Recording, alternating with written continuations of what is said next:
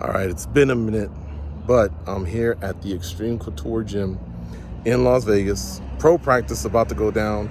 Mondays, the head coach, the guy that runs it is Nicksick, and I'm going to catch him off guard.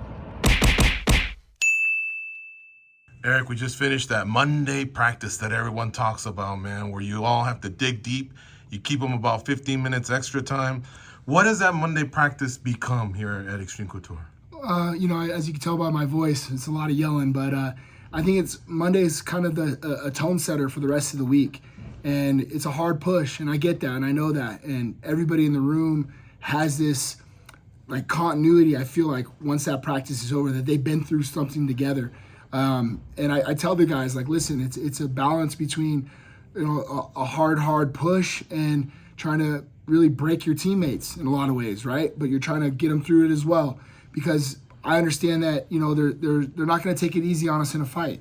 No one's going to take it easy on us. So we can't take it easy on each other in here. We have to breed that sort of mentality in the room. And I feel like that's what Monday's set. And then really the rest of the week kind of just is downhill from there.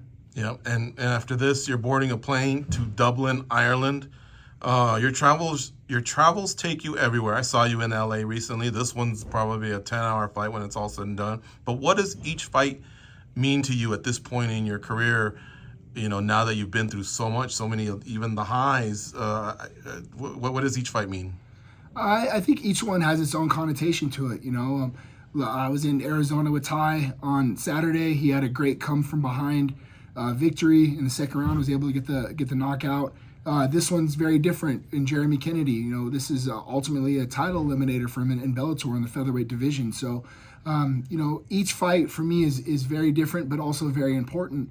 I think that, for me, I spend so much time with these guys. I think this might be Jeremy and I's 11th or 12th fight together.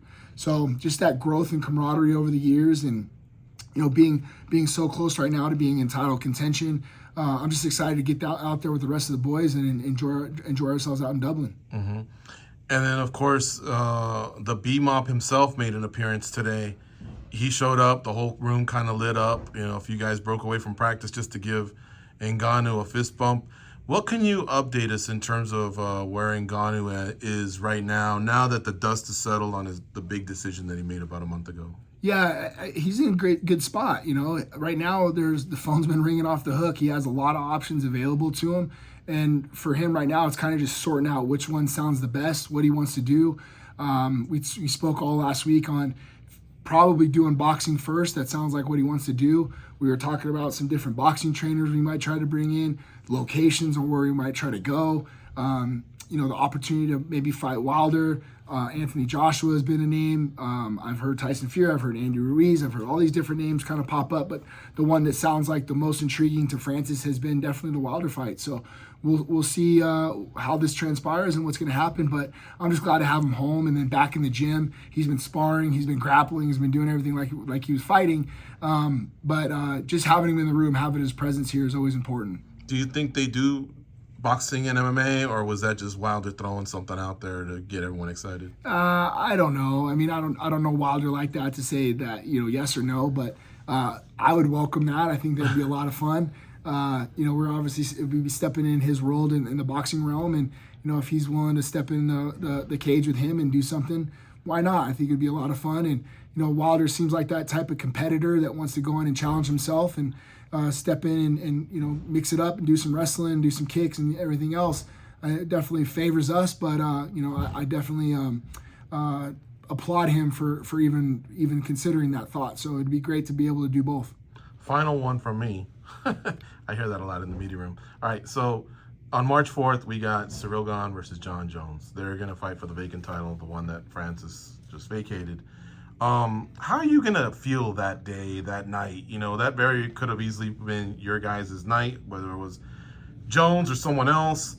And then with it will come the baddest man on the planet title, the UFC champ, the ranking. Like, where's that going to sit with you, or where's it sit with you now? But how do you forecast how that night will feel?